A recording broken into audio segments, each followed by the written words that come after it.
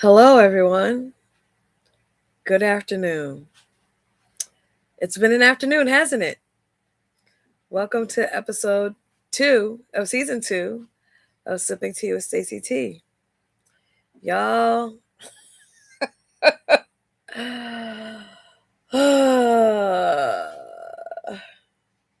what a day, what a day. I literally tried everything conceivable to get this thing to work. I've done the same exact thing a million times over, and this would just not work. I mean, it didn't matter what I was doing, what I was trying, nothing would work. Y'all, sorry about that. Nothing would work. I restarted it, I renamed it, I created another version of it. I did all of the things, like I said, to get this to work. And nope, it was just not going to work. It was nope, not working, not going to do it. Um, so I just sat here and I closed my eyes and I shut my entire system down. And then it took forever to restart. But hello. Hi, Kathy. Hey, Tiffany. I appreciate you.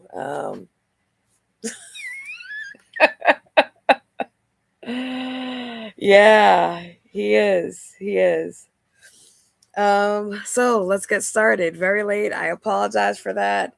I was actually a minute behind when I hit the button, or actually 2 minutes behind when it finally went through, and then it just circled for forever. So thank you for being here. We're on episode 2. We're in season 2. Um, just trying to get my mind back, y'all. Just trying to. But I do have the tea. It's not even cold anymore, but this is what it is. A brand that I actually have really started to like. It's called Peace Tea. This one is lemon flavored tea, so it's just your typical. Um, y'all, your regular tea, y'all. Your regular tea that you put lemonade in. So I'm just gonna put this in here and then we're gonna get started with the subject. I will try to be respectful of everybody's time because everybody has different things that they are doing on their day. So yeah, I'll try to be respectful of that. Just trying to empty this into the container. I guess I could have done that ahead of time, but I was hopeful that I'd be able to do it with you all. So how was everybody's week? Hopefully you had a very good week. It's the first week of the year. Um, Hopefully you started off well and you were able to do something that you were intending to do this week. Thank you, Tiffany. Yeah, I'm feeling disheveled, but I'm just gonna get myself back on track a little bit. Today we're gonna be talking about when healing gets heavy. Um, and this is a subject that I think is really important because when people are going through or committing to a healing journey, I think everybody has different ideas about what it's going to be like. I think everybody has different intentions for what they want it to be like and how they want it to show up. But I'm just going to tell you that for me, it's been a lot different than I expected, potentially because I didn't have an expectation.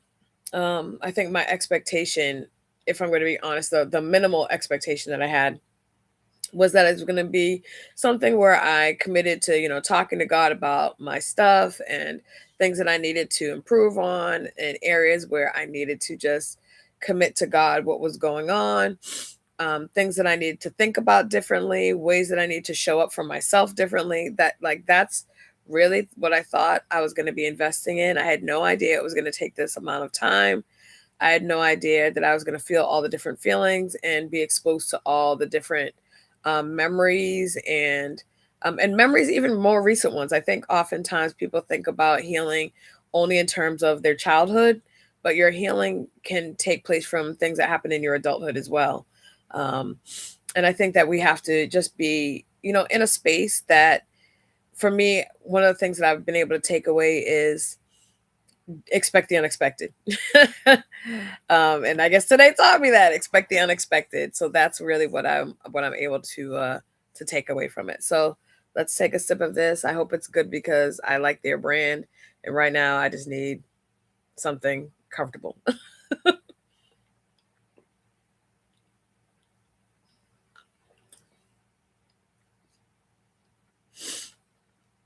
So it's interesting. I expected more lemon. I'm tasting, well, no. So I'm tasting more lemon now. But like that initial taste, I don't know, because it led with lemon. It didn't say like, I don't know. I just expected more of a lemony taste. Now I'm tasting it, but it's not like an overt in your face lemon. Yeah, I don't know how to describe it, y'all. It definitely does not taste like the other like the teas that I've had before that have a ton of sugar in it. It doesn't taste like that. But there is a lemon. There's like a lemon, almost like a lemon aftertaste, but I don't want to call it an aftertaste because people are like, oh, that's the thing that kind of sits on your tongue after with the flavor you don't like. So it's not like that. It's hard to describe, but it's good. It's good. It's just not what I expected. It's not what I expected. Like the peach drink, the peach tea, instant peach. Like you instantly taste it. Hey Robert, how you doing? You instantly taste it, right? So that's what I was kind of expecting, but that's not what I got at all. Happy New Year for anybody that I have not said it to yet. So let's get into this. Like I said, today we're going to be talking about when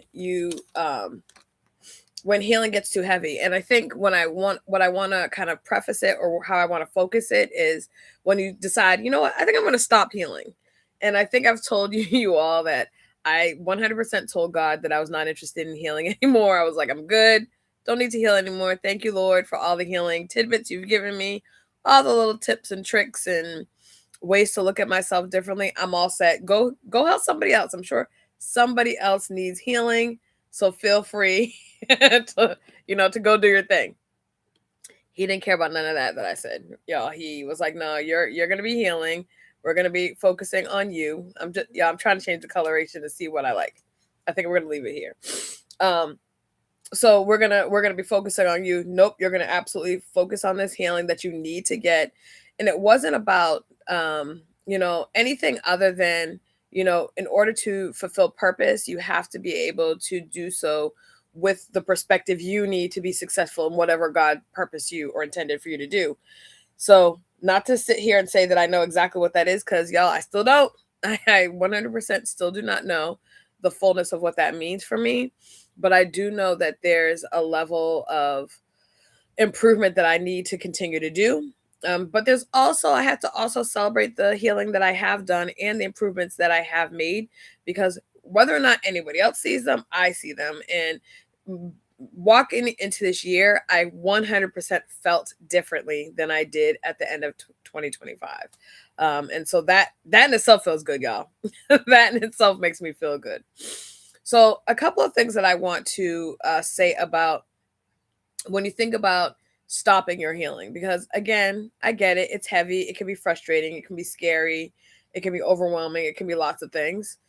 If you feel like you're in a space where, you know what, Stacey, I've tried it. I've been doing this healing. I've been with you on these, on these lives, and you've given us lots of things to think about. I've had lots of tough conversations, but it feels hard. It feels heavy. I'm not going to lie to you. Healing does not feel easy. It is not sunshines and lollipops. It is 100% committing to, doing the work that needs to be done, so that at the end of it, you're not in a space where, where you feel like I haven't gotten any better. I haven't grown anymore. Like you're walking into a space where you feel differently in a positive way about yourself.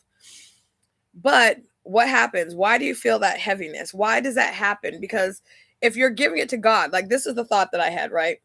I'm doing my healing journey with God. So I'm not doing it by myself, which means I'm giving what's going on in my situation to God as it comes out of me. So why am I then feeling heavy? Like I didn't sign up for this plan. But what I will say is, and I've mentioned this to you all before, and for those of you who are new and watching this for the first time, um, I will say that God has me doing a deeper healing journey than some people might have to do, right? So root level extraction, which means I'm not just doing like, I don't feel good about where my life is right now, I need to make some changes, which that's not a bad thing, but that's not what I was called to do. I was called to do something a little bit deeper. And when you're doing that, it is painful and it does feel heavy because there's so much of it, right? It's like once you feel like you're good in one area, I don't know if this has ever happened to you in your life, right? You're like, okay, I handled this thing. I feel good about all the things. And then you get like 16 other things piled on top of the one thing you thought was already good. That's kind of what healing can feel like, depending on how you're doing it. And what for me happened was I got to a place where I didn't want to do it because it felt like really tender to the touch, right? The healing, for lack of like way of to describe it any differently, that's what it felt like for me. And so I was like, yeah, I'm good. But that's a good thing. When you get to that place where it feels tender, it feels tough for you to kind of push forward, that means, what does it mean? You're not skimming the surface anymore. That means you're doing a deeper level dive, which is good. I'm not going to say it's going to feel good, y'all, but it's good for you, right? Just like medicine, it doesn't taste good, but it's supposedly, supposedly it is good for us, right?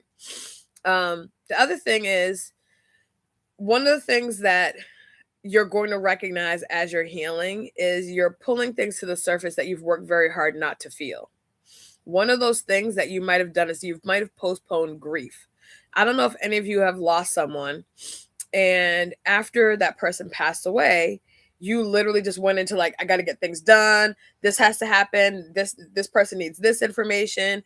I'm going to do this, that, and the other thing. Like, you were busy. You didn't even allow yourself to sit in a space where you truly mourned the loss of the person. And I will say, very much my mind thinks of, I have to get things done. I have to get things done. Let me make sure this other person is good. Let me make sure. That was true when my father passed away, and it was true when my brother passed away. I was like, okay, gotta go. This person needs this. Like, that was my mind. But what I didn't reference is that in doing that, you're sometimes postponing your own grief. You're postponing your own mourning. And I remember when my father passed away, I was very much like, okay, this has to get done, this has to get done. And I remember people saying and hearing people, because people are loud. Sometimes they think they're whispering, but they don't have a whisper spirit, right? So I remember hearing people say, "Oh, Stacey's really not mourning. Like, I can see, she's not crying like everybody else is, and she's not, carrying." I don't know what they expected me to do, carrying on. I don't know what the expectation was. But they didn't know that I had already done some of my stuff by myself or with my family before I got into the actual service. So there is a time that I got some stuff out, but I also was very mindful that I needed to be there for siblings and for my mom and that, right? So I didn't allow for myself to go into the depth that I may have needed to process it.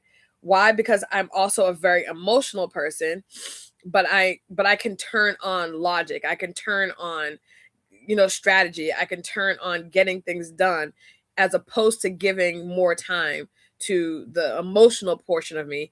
Why? Because I learned that people don't necessarily love that portion of me, right? I'm not saying that they still don't. I don't know. Haven't really pulled anybody, but growing up, that was the mentality about how people saw me. And so I learned how to, and kept that part of me for my entire adulthood.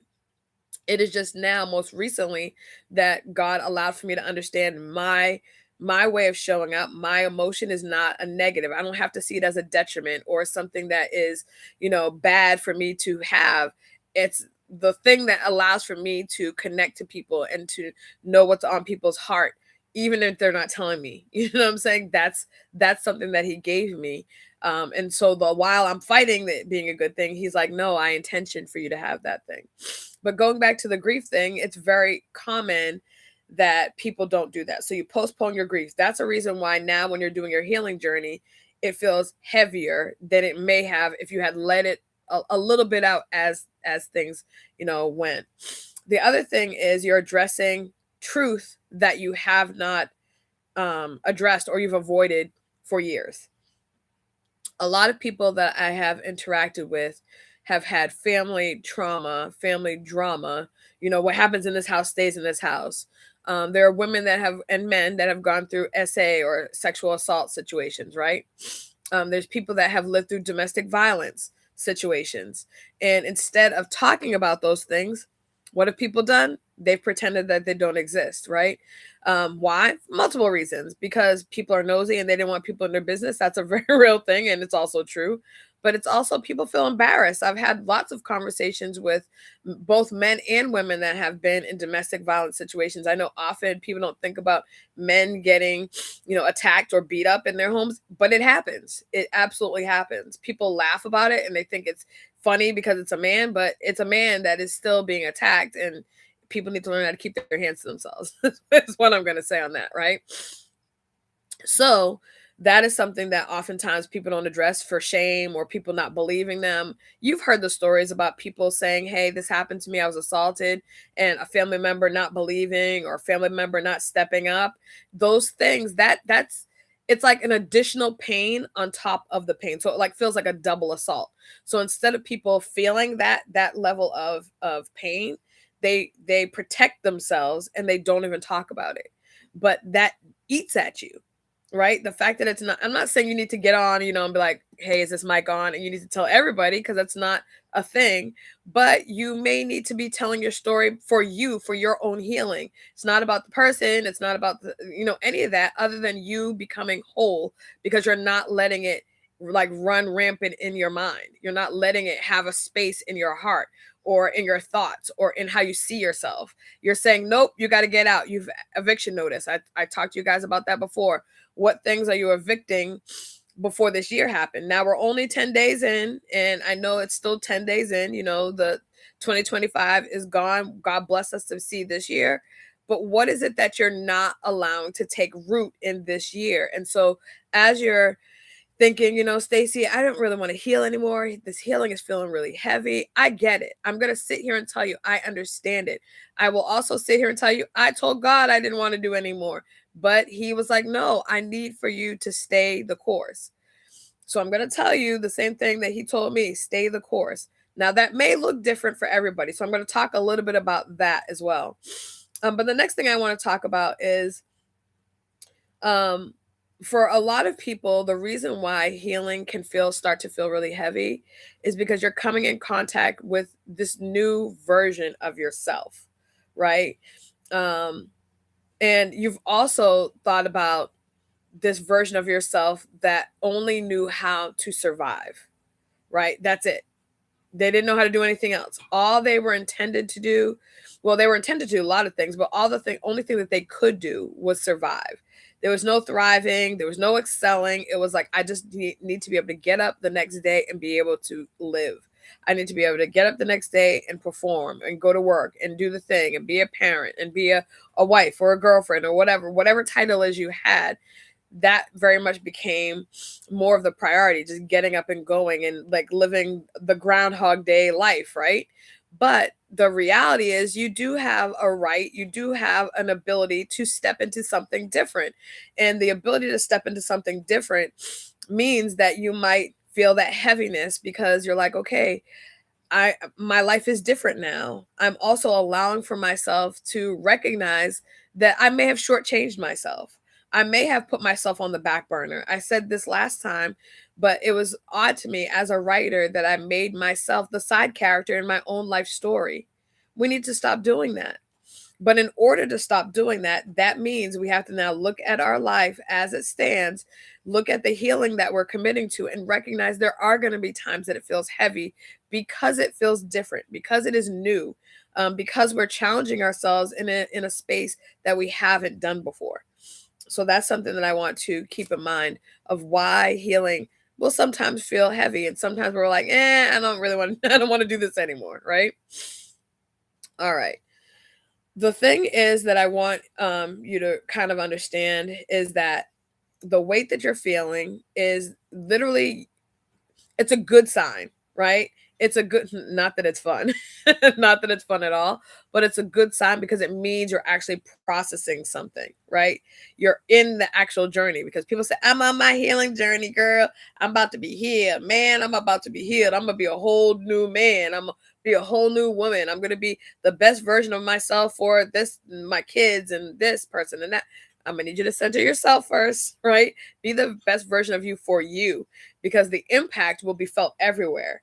But it's really important that you're the best version of yourself for you. Okay. The next thing is, and y'all, for those of you who don't know, I'm looking at my notes. I come in here with notes, y'all. I want to make sure that I hit all the points that I hit. The next thing, and I wrote this, was sometimes we want to stop healing because now we have awareness without results, and that can be tiring.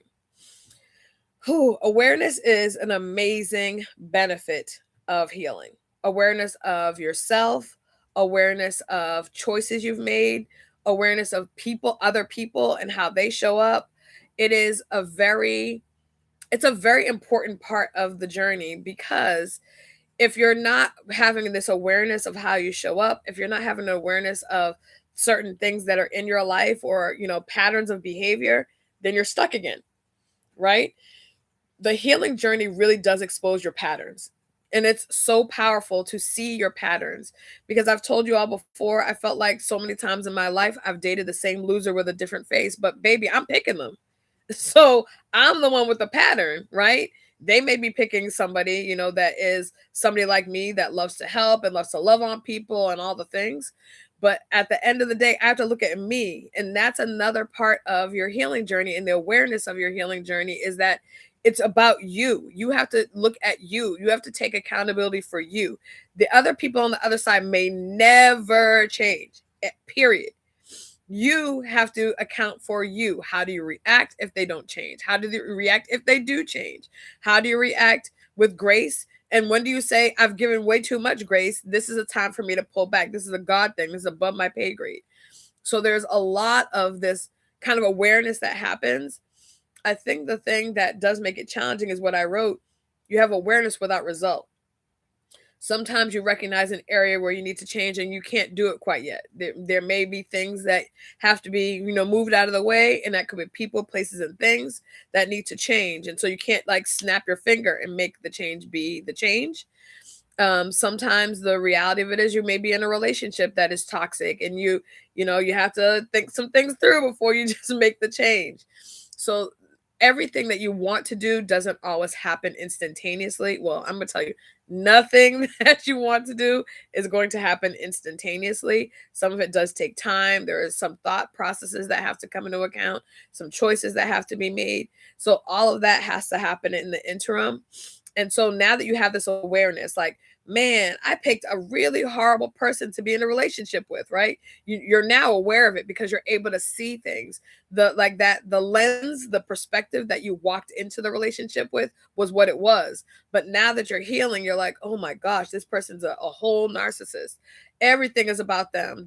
Everything rises and sets on them, right? The moon, shines brighter because they're going to walk outside. There are some people that literally that's what it is. They don't see, like, they don't think about others first. They center themselves only. It's not that you shouldn't center yourself, but they center themselves only. There's not any other side characters unless they bring them in for a reoccurring role every once in a while. And unfortunately, we allow for that behavior to happen. So a lot of, like I said, a lot of the healing journey can be heavy because we have this new way that we're able to see ourselves, but not everybody else is going to see the same thing. And the other challenge is that as you're having awareness, and part of your awareness journey is going to be building boundaries for people, I'm going to tell you right now, they will hate it. There are some people that will hate it. You're going to tell them no, and they're going to be like, what do you mean no? You've never told me no before. Well, welcome. This is the new version of Stacey. I'm going to be telling you no sometimes. There's going to be times where I've never stood up for myself and I've never articulated what I'm feeling or thinking, and now I'm doing that. That means that people are not going to like that because they're not used to that version of you. They're used to the version that will say, oh, okay, well, I had planned to do this, this, and this for myself, but nope, you need this. Let me stop what I was doing and do this, this, and this, right? It's important that we center ourselves. I can't stress enough how many times, if you've ever been on a plane, put your mask on first, then help other people. But we don't do that. We do it in such a backwards way that we're going to pass out helping somebody else, and then nobody is getting assisted. There's zero impact because I had no oil in my lamp, but no water to give you to drink. but I was gonna, here you go, here you go, here. Like, it just doesn't make sense. We have to stop doing the same patterns of behavior. And hey, if you like it, go for it, right? If that works for you, cool. It didn't work for me anymore. So I had to be accountable to me and, recognize that I was really shortchanging myself in a lot of areas because I'm always in a space of, and I've said this before, I've very much grown up in a space of I need how I think of myself is really based on how other people see me, how they have intention for me to show up, how they have, said, okay, Stacey's this or Stacey is that, whether it was in the church, whether it was at home, whether it was at school, it didn't matter. Every place I went felt that they were going to tell me who I was, right? And then I never stopped and thought about it for myself. I was like, okay, home is telling me I'm this person, church is telling me I'm this person, school is telling me I'm this person. Where was Stacey in the decision making process of any of that? Nowhere. And at no point did I stop and adopt a space that was me making that choice. I just started to morph all the other people's choices. And I'm not saying there's not a valid point in people sharing. There's a balance. I'm not saying there's not a valid point in, people having, knowledge about, hey, I see this a capability in you. Let me share this. But there's also people that, have a lot going on that they're just seeing, oh, Stacey's this person. Stacey's a smart person. We're going to have her as a mathematician. Man, let me tell you, that would be a wrong call because Stacey and math is not on the same page. They're not on the same page. So it's really important for you to recognize that you exist as the main character in your story. And I'm going to tell you, though, for those of us who have not done that before, that in itself feels heavy. So that's another reason why you might be feeling heavy. That doesn't mean you should not still persist. You just need to how to figure out how to not feel heavy in that season, which means change your own narrative, change your own way of seeing yourself, change the importance level of other people's opinion versus your own. How do you see you? How does God see you? Because God told you how he sees you. But very often we let other people define how we see ourselves, and that gets problematic. That gets very problematic. Let's see here. The next thing that I wrote down is sometimes we seek to stop or quit because our central nervous system is actually going crazy and it needs gentleness and not to push. If you have grown up in a space and in a time in our generation, well, my generation, some of y'all may be younger or older. I don't know who's going to be watching this. But in the generation that I grew up, everybody was a workaholic. Work, work, work, work, work. You'll sleep when you're dead. Right? So it was just constantly pushing. You're sick, too bad. Go to work sick, go to school sick. People did. I'm not recommending that, y'all, but that's what people did. Go to work. Let somebody else send you home. The reality of it is, for what? I'm all for having a good work ethic. But there's a point where wisdom also needs to play a role. Going to work sick is not a good plan. You're making the entire workforce sick. Going to school sick is not a plan. You're making the entire school sick.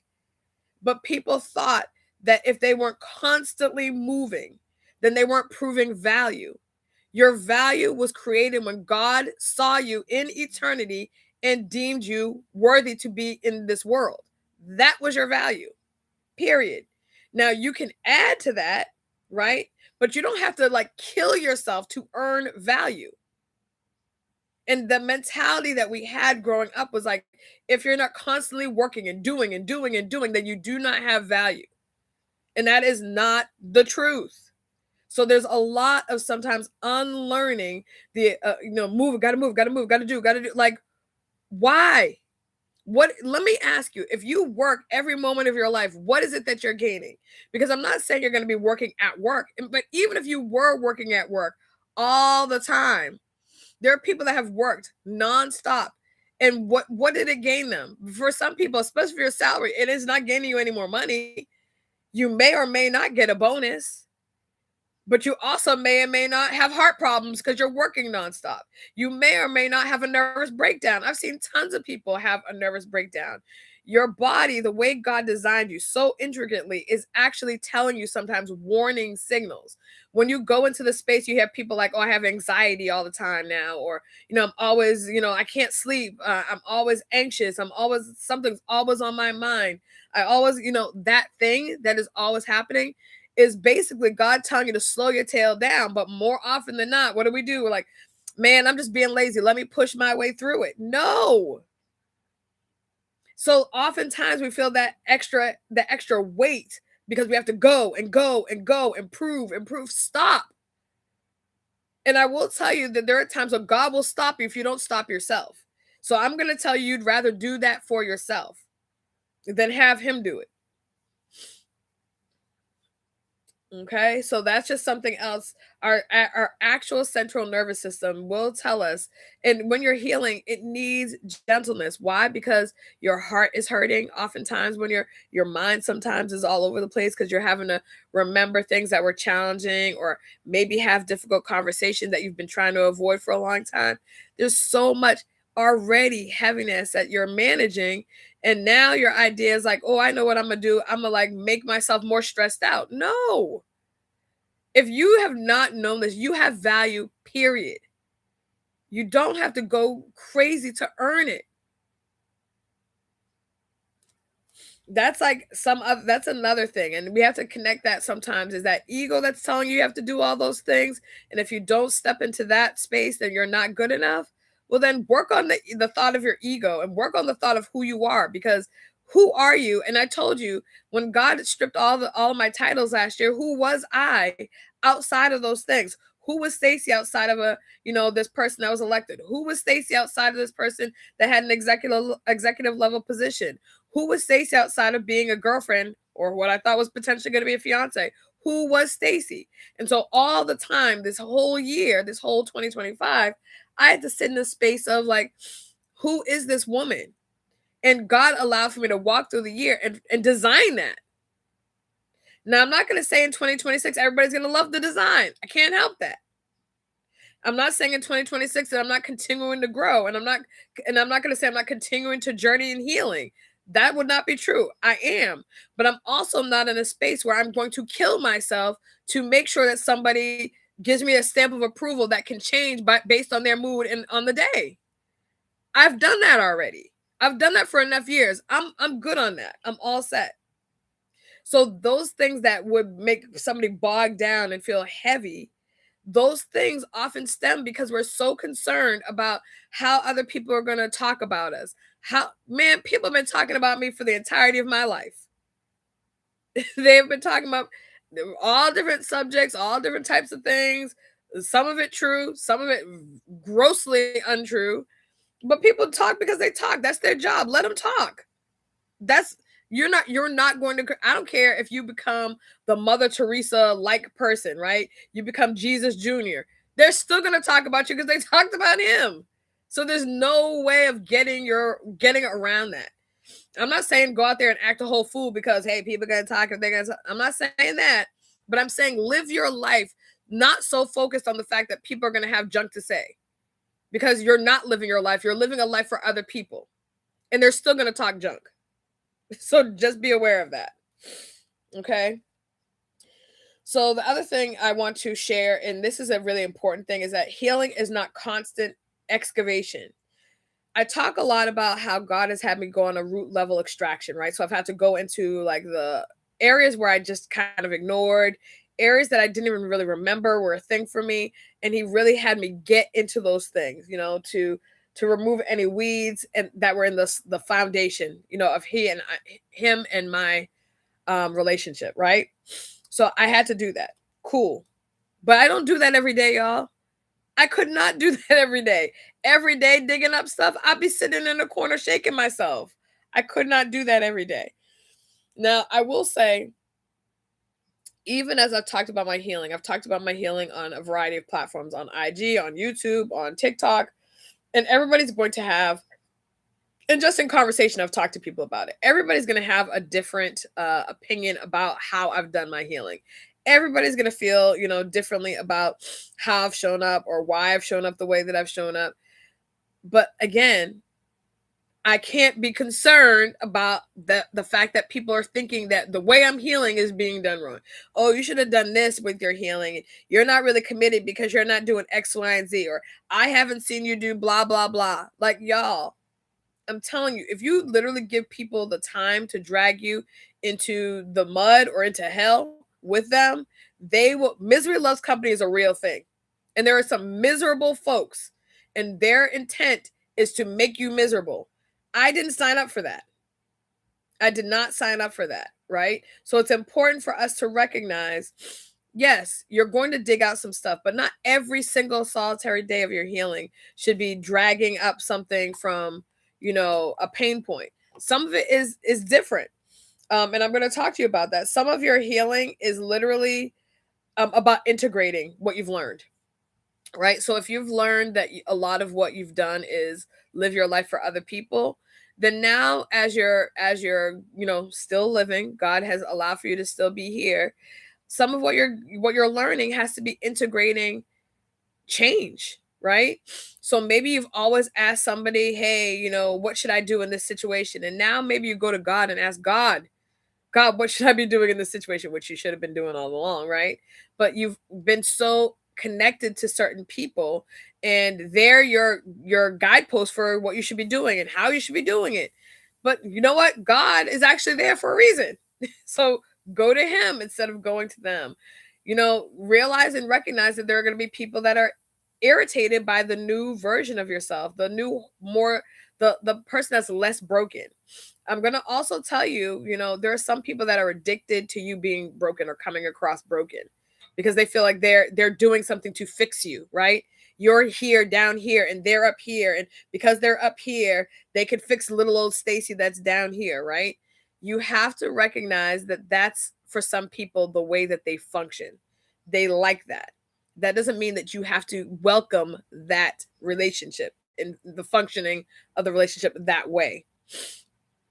So you have to be thinking. This has to be constantly you saying, "Ooh, man, I have allowed for my life to be totally how other people told me I should be living it, and I haven't liked it for a long time." But I mean, what am I going to do now? It is what it is. You're going to live your life the way that you want to live your life. You're going to have conversations with God about his intention for your life. That's what you're going to do.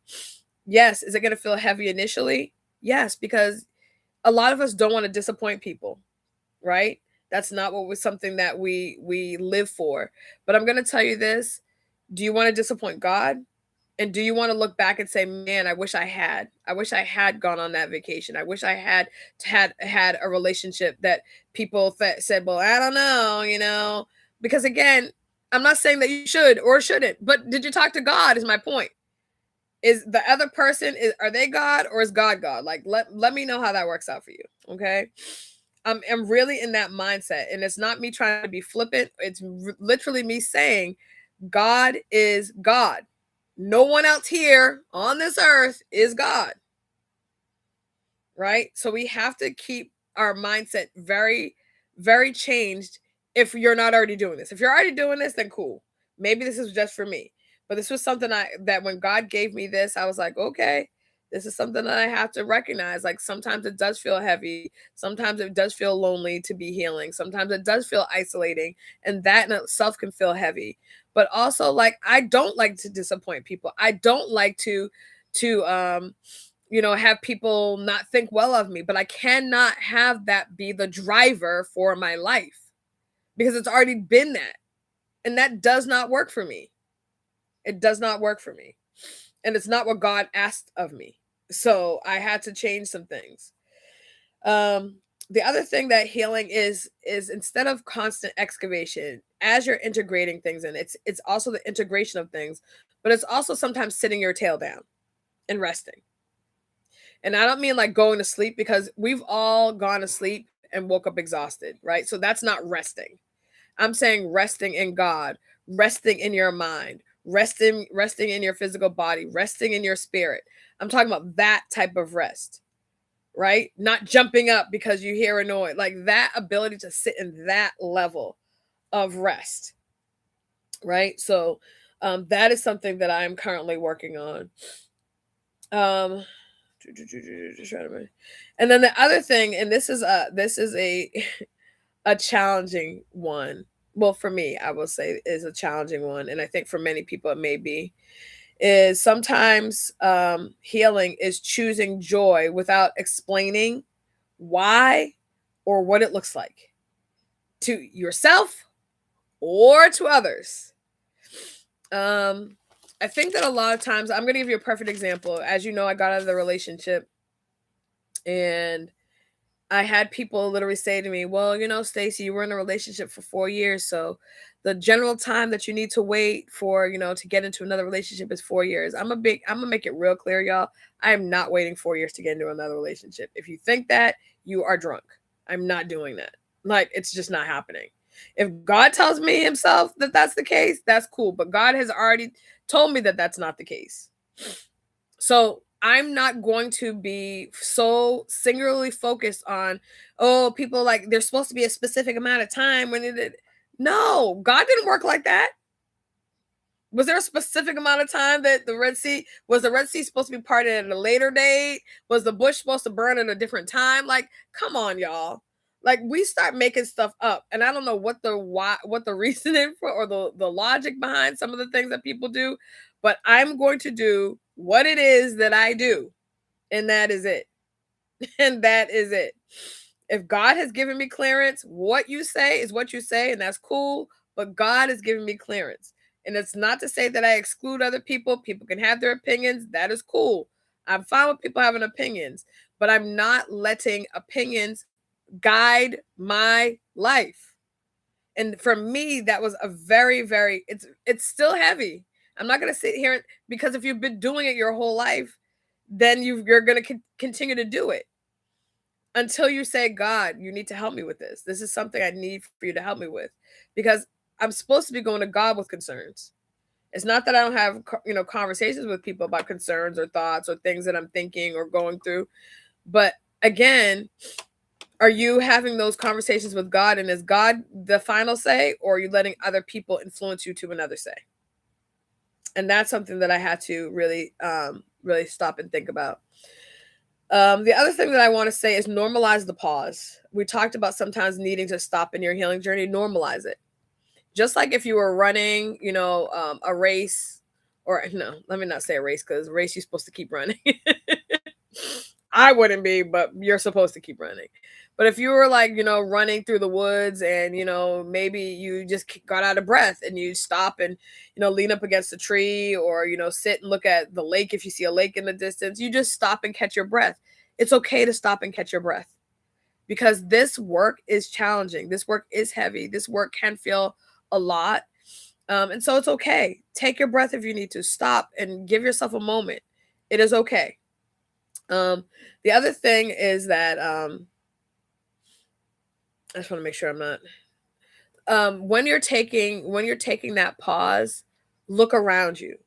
Look around you, this and, like, assess the whole situation, because I will tell you, there are going to be points in your healing journey that you look around and the people around you look very different. The way you're looking around looks very different, right? Your perspective. And sometimes you might have been like, oh my gosh, Stacey's not calling me. She's not reaching out to me. It feels so weird, right? Like, I'm just using myself as an example. If I was a person that constantly reaches out to you, right? That might feel weird to you. But if I'm a person that has never reached out to you, you're not looking for me, right? You're not looking to see what I'm doing and how I'm showing up for you. But the people that have been consistent in your life before you started healing may not be the same group of people afterward. And I know for a lot of people, the thought of that gets really heavy, and it causes a lot of people not to heal. They're like, I don't want that. I've had these friends for my whole lifetime. I'm not telling you you're not going to have friends that you're still going to keep through your healing journey. I just always like to prepare people, because as you change and as you start to walk in a different space, and as you are listening more to God, and God is guiding paths and saying, hey, this is where I have you, this is where I'm elevating you, or this is where I'm expanding what you're going to be doing. It's going to be challenging sometimes, because that means not everybody's going to be able to go with you, because they have a different direction, a different path. And that's just maybe not what they want to do with themselves. So are you prepared that healing might mean your circle is different. And that's for a lot of people what happens in the pause. Is the pause for me was a lot of time of isolation. It was a lot of time of me thinking about what my healing journey was meaning for the people around me, how I was seeing them show up or not show up, right? How I was seeing them treat me differently or not treat me differently. So a lot of it was assessing the external, because it's important to do that, because I will tell you, there was a point for me that I looked up from a portion of this healing, and everything felt very different and everything looked very different. So that's something just to be um conscious of, is that the pause is necessary. So the pause doesn't mean you've quit your healing journey. It doesn't mean you're not dedicated to it, which I'm sure some people may say. Um, but it does mean that you're taking that moment to assess what's going on around you. So a couple of things that I'm going to take this off because y'all know I can't. It's harder for me to read with my glasses on. So a couple of things that I want to share to you. These are some statements. I'm allowed to take breaks without abandoning me. That's one of them.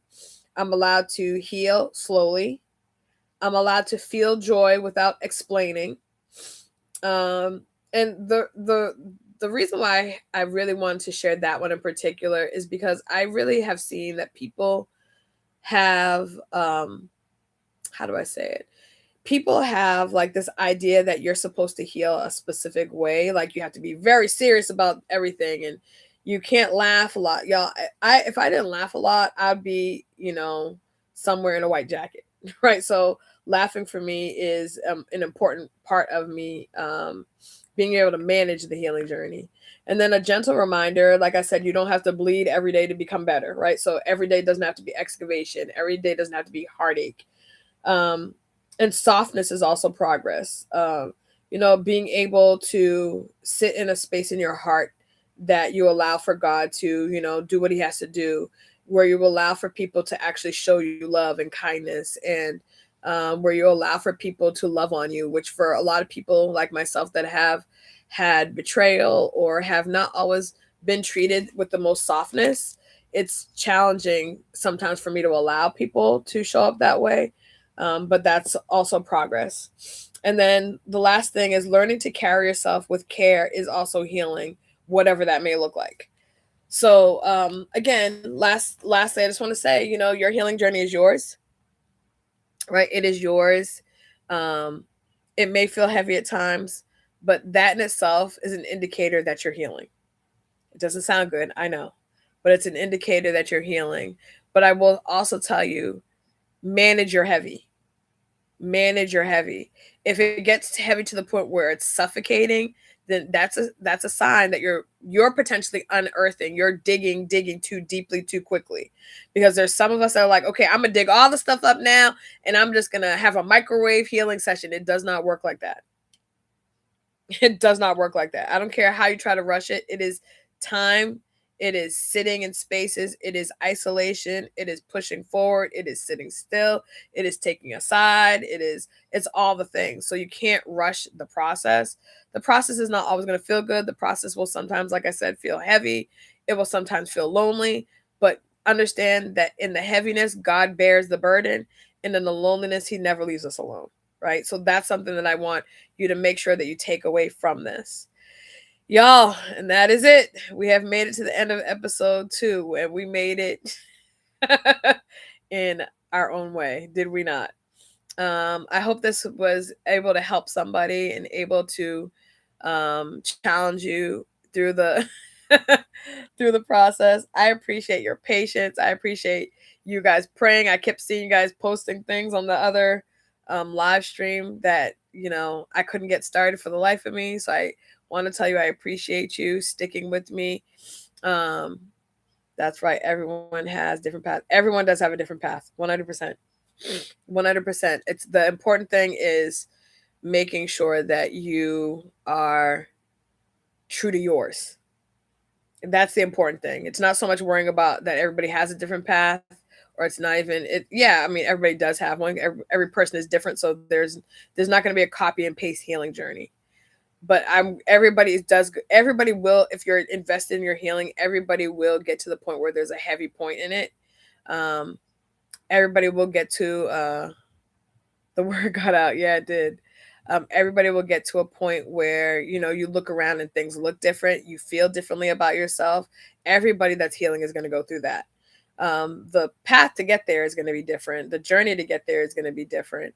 Um, but what I will say is, you know, as you're navigating it, please, ma'ams and sirs, go to God with it.